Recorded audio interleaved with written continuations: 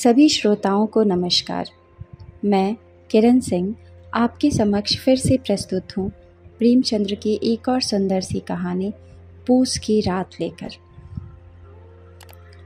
हल्कू ने आकर स्त्री से कहा, सहना आया है, लाओ जो रुपए रखे हैं उसे दे दो, किसी तरह गला तो छूटे। मुन्नी झाड़ू लगा रही थी, पीछे फिरकर बोली, 3 ही रुपए हैं, दे दोगे तो कंबल कहाँ से आवेगा? माघ पूस की रात हार में कैसे कटेगी? उससे कह दो फसल पर दे देंगे, अभी नहीं। हल्कू एक क्षण अनिश्चित दशा में खड़ा रहा। पूस सिर पर आ गया। कंबल के बिना हार में रात को वह किसी तरह सो नहीं सकता, मगर सहना मानेगा नहीं। घुड़कियां जमावेगा, गालियां देगा।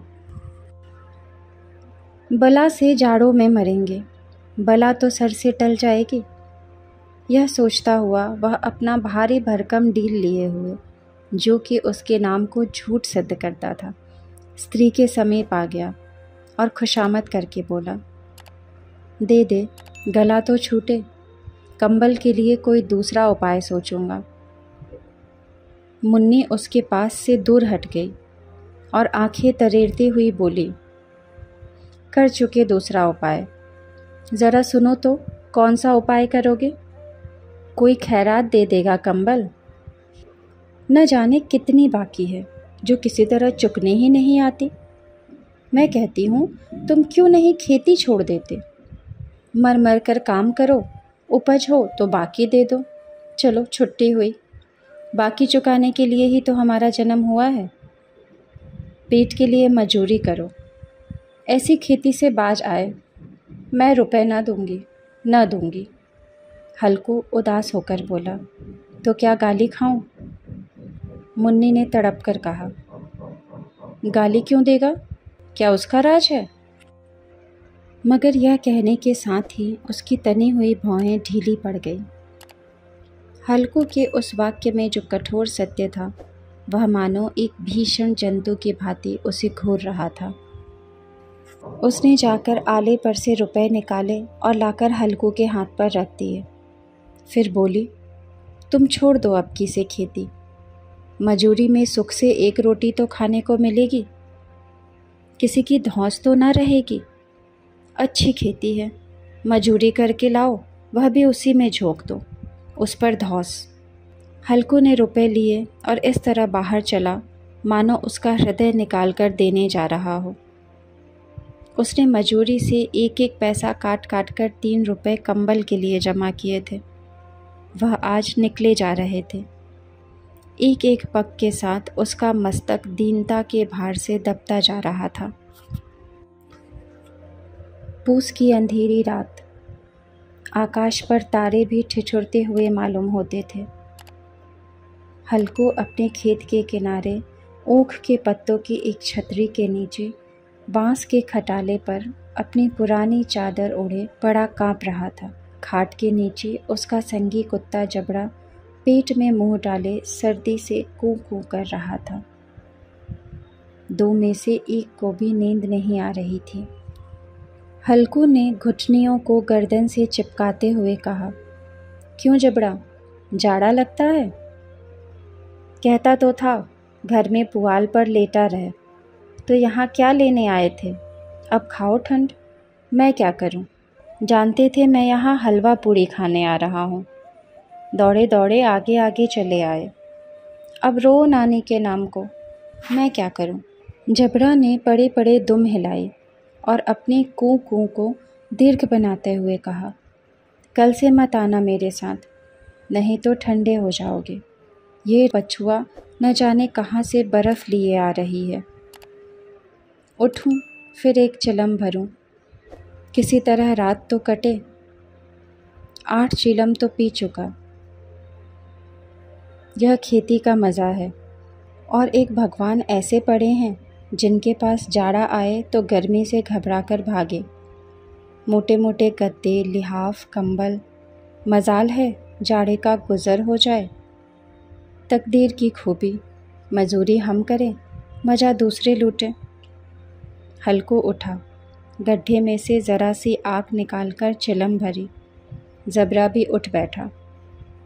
हल्कू ने चिलम पीते हुए कहा, पिएगा चिलम? जाड़ा तो क्या जाता है, हाँ ज़रा मन बदल जाता है। जबरा ने उसके मुंह की ओर प्रेम से छलकते हुए आंखों से देखा। आज और जाड़ा खा ले, कल से मैं यहाँ पुआल बिछा दूंगा, उसी में घुसकर बैठना, तब जाड़ा न लगेगा। जबरा ने अपने पंजे उसकी घुटनियों पर रख दिए और उसके मुंह के पास मुंह ले गया। हल्कू को उसकी गर्म सांस लगी। चिलम पीकर हल्कू फिर लेटा और निश्चय करके लेटा कि चाहे कुछ हो, अब की सो जाऊंगा। पर एक ही क्षण में उसके हृदय में कंपन होने लगी। कभी इस करवट लेटता, कभी उस करवट, पर जाड़ा किसी पिचास की भांति उसकी छाती को दबाए हुए था। जब किसी तरह न रहा गया तो उसने जबरा को धीरे से उठाया और उसके सिर को थपथपाकर उसे अपनी गोद में सुला लिया। कुत्ते की देह से जाने कैसी दुर्गंध आ रही थी, पर वह उसे अपनी गोद में चिपटाए हुए ऐसे सुख का अनुभव कर रहा था जो इधर महीनों से उसे न मिला था। जबरा शायद यह समझ रहा था कि स्वर्ग यही है, और हल्कू की पवित्र आत्मा में तो उस कुत्ते के प्रति घृणा की गंध तक न थी। अपने किसी अभिन्न मित्र या भाई को भी वह इतनी ही तत्परता से गले लगाता। वह अपनी दीनता से आहत न था जिसने आज उसे इस दशा को पहुंचा दिया। नहीं, इस अनोखी मैत्री ने जैसे उसकी आत्मा के सब द्वार खोल दिए थे और उनका एक एक अणु प्रकाश से चमक रहा था। सहसा जबरा ने किसी जानवर की आहट पाई। इस विशेष आत्मीयता ने उसमें एक नई स्फूर्ति पैदा कर दी थी जो हवा के ठंडे झोंकों को तुच्छ समझती थी। वह झपटकर उठा और छपड़ी से बाहर आकर भौंकने लगा। हल्कू ने उसे कई बार पुचकार कर बुलाया, पर वह उसके पास न आया। हार में चारों तरफ दौड़ दौड़ कर भौंकता रहा। एक क्षण के लिए आ भी जाता तो तुरंत ही फिर दौड़ता। कर्तव्य उसके हृदय में अरमान की भांति ही उछल रहा था। 1 घंटा और गुजर गया। रात ने शीत को हवा से धधकाना शुरू किया। हल्कू उठ बैठा और दोनों घुटनों को छाती से मिलाकर सिर को उसमें छिपा लिया। फिर भी ठंड कम न हुई। ऐसा जान पड़ता था सारा रक्त जम गया है। धमनियों में रक्त की जगह हिम बह रही है। उसने झुककर आकाश की ओर देखा। अभी कितनी रात बाकी है? सप्तऋषि अभी आकाश में आधे भी नहीं चढ़े। ऊपर आ जाएंगे तब कहीं सवेरा होगा। अभी पहर से ऊपर रात है। हल्कू के खेत से कोई 1 गोली के टप्पे पर आमों का एक बाग था।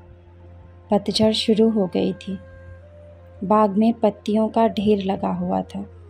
हल्कू ने सोचा, चलकर पत्तियां बटोरूं और उन्हें जलाकर खूब तापूं। रात को कोई मुझे पत्तियां बटोरते देखे तो समझे कोई भूत है। कौन जाने, कोई जानवर ही छुपा बैठा हो, मगर अब तो बैठे नहीं रहा जाता। उसने पास के अरहर के खेत में जाकर कई पौधे उखाड़ लिए और उनका एक झाड़ू बनाकर हाथ में सुलगता हुआ ओपला लिए बगीचे की तरफ चला। जबरा ने उसे जाते देखा, पास आया और दुम हिलाने लगा।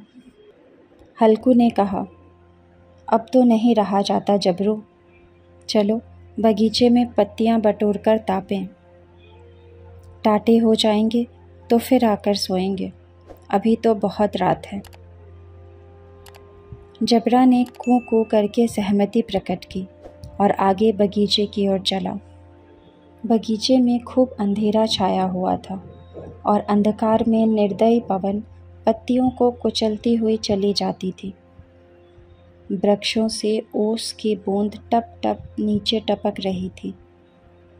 एकाएक एक झोंका मेहंदी के फूलों की खुशबू लिए हुए आया। हल्कू ने कहा, कैसी अच्छी महक आई जबरू, तुम्हारी नाक में भी तो सुगंध आ रही है। जबरा को कहीं ज़मीन पर एक हड्डी पड़ी मिल गई थी। उसे चिचोड़ रहा था। हल्कू ने आग ज़मीन पर रख दी और पत्तियां बटोरने लगा। ज़रा देर में पत्तियों का ढेर लग गया था। हाथ ठिठुरे जाते थे, नंगे पांव गले जाते थे और वह पत्तियों का पहाड़ खड़ा कर रहा था। इसी अलाव में वह ठंड को जलाकर भस्म कर देगा। थोड़ी देर में अलाव जल उठा। उसकी लौ ऊपर वाले वृक्ष की पत्तियों को छू छू कर भागने लगी। उस अस्थिर प्रकाश में बगीचे के विशाल वृक्ष ऐसे मालूम होते थे मानो उस अथाह अंधकार को अपने सिरों पर संभाले हुए हों। अंधकार के उस अनंत सागर में यह प्रकाश एक नौके के समान हिलता मचलता हुआ जान पड़ता था। हल्कू अलाव के सामने बैठा आग ताप रहा था। एक क्षण में उसने दोहर उतारकर बगल में दबा ली, दोनों पांव फैला दिए, मानो ठंड को ललकार रहा हो। तेरे जी में आए सो कर। ठंड की असीम शक्ति पर विजय पाकर वह विजय पर्व को हृदय में छुपा न सकता था। उसने जबरा से कहा, क्यों जबरे, अब ठंड नहीं लग रही है? जबरे ने कू कू करके मानो कहा, अब क्या ठंड लगती ही रहेगी? पहले से यह उपाय न सूझा? नहीं, इतनी ठंड क्यों खाते? जबरे ने पूँछ हिलाई। अच्छा आओ, इस अलाव को कूद कर पार करें, देखें कौन निकल जाता है। अगर जल गए बच्चा तो मैं दवा ना करूँगा। जबरे ने उस अग्नि राशि की ओर कातर नेत्रों से देखा। मुन्नी से कल ना कह देना, नहीं लड़ाई करेगी। यह कहता हुआ वह उछला और उस अलाव के ऊपर से साफ निकल गया। पैरों में ज़रा लपट लगी, पर वह कोई बात न थी। जबरा आग के गिर्द घूमकर उसके पास आ खड़ा हुआ। हल्कू ने कहा, चलो चलो, इसकी सही नहीं, ऊपर से कूद कर आओ। वह फिर कूदा और अलाव के इस पार आ गया। पत्तियां जल चुकी थीं। बगीचे में फिर अंधेरा छा गया था।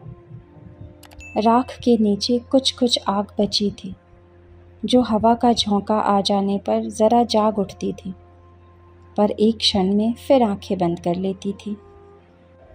हल्कू ने फिर चादर ओढ़ ली और गर्म राख के पास बैठा हुआ एक गीत गुनगुनाने लगा। उसके बदन में गर्मी आ गई थी, पर ज्यों-ज्यों शीत बढ़ती जा रही थी उसे आलस्य दबाए लेता था। जबरा जोर से भौंककर खेत की ओर भागा। हल्कू को ऐसा मालूम हुआ कि जानवरों का एक झुंड खेत में आया है। शायद नीलगायों का झुंड था। उनके कूदने दौड़ने की आवाज़ें साफ कान में आ रही थी। फिर ऐसा मालूम हुआ कि खेत में चर रही हैं।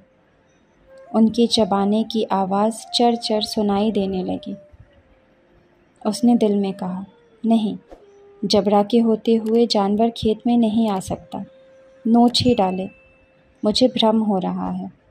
कहाँ, अब तो कुछ नहीं सुनाई देता। मुझे भी कैसा धोखा हुआ। उसने ज़ोर से आवाज़ लगाई, जबरा, जबरा। जबरा भौंकता रहा, उसके पास न आया।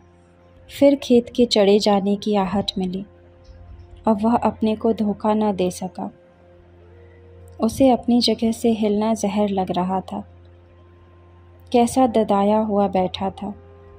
इस जाड़े पाले में खेत में जाना, जानवरों के पीछे दौड़ना असहाय जान पड़ा। वह अपनी जगह से न हिला। उसने ज़ोर से आवाज़ लगाई। जबरा फिर भौंक उठा। जानवर खेत चर रहे थे। फसल तैयार है। कैसी अच्छी खेती थी, पर ये दुष्ट जानवर उसका सर्वनाश किए डालते हैं। हल्कू पक्का इरादा करके उठा और 2-3 कदम चला, पर यकाएक हवा का ऐसा ठंडा चुभोने वाला बिच्छू के डंक का सा झोंका लगा कि वह फिर बुझते हुए अलाव के पास आ बैठा और राख को कुरेदकर अपनी ठंडी देह को गरमाने लगा। जबरा अपना गला फाड़ डालता था। नीलगायें खेत का सफाया किए डालती थी और हल्कू गर्म राख के पास शांत बैठा हुआ था। अकर्मण्यता ने रस्सियों की भांति उसे चारों तरफ से जकड़ रखा था। उसी राख के पास वहीं गर्म जमीन पर चादर ओढ़कर सो गया। सबेरे जब उसकी नींद खुली तब चारों तरफ धूप फैली हुई थी और मुन्नी कह रही थी, क्या आज सोते ही रहोगे? तुम यहाँ आकर रम गए और उधर सारा खेत चौपट हो गया। हल्कू ने उठकर कहा, क्या तू खेत से होकर आ रही है? मुन्नी बोली, हाँ, सारे खेत का सत्यानाश हो गया। भला ऐसे भी कोई सोता है? तुम्हारे यहाँ मड़ैया डालने से क्या हुआ? हल्कू ने बहाना किया, मैं मरते मरते बचा और तुझे अपने खेत की पड़ी है। पेट में ऐसा दर्द हुआ कि मैं ही जानता हूँ। दोनों फिर खेत की डांड पर आए। देखा सारा खेत रौंदा पड़ा हुआ है और जबरा मड़ैया के नीचे चित्त लेटा है, मानो प्राण ही ना हो। दोनों खेत की दशा देख रहे थे। मुन्नी के मुख पर उदासी छाई थी, पर हल्कू प्रसन्न था। मुन्नी ने चिंतित होकर कहा, अब मजूरी करके माल गुजारी भरनी पड़ेगी। हल्कू ने प्रसन्न मुख से कहा, रात को यहाँ ठंड में सोना तो न पड़ेगा। चैनल से जुड़ने के लिए नीचे दिए हुए लाल बटन को दबाकर सब्सक्राइब करें और हाँ, बेल आइकन को दबाना बिल्कुल ना भूलें ताकि प्रकाशित रचनाओं की सूचना आप तक सबसे पहले पहुंच जाए।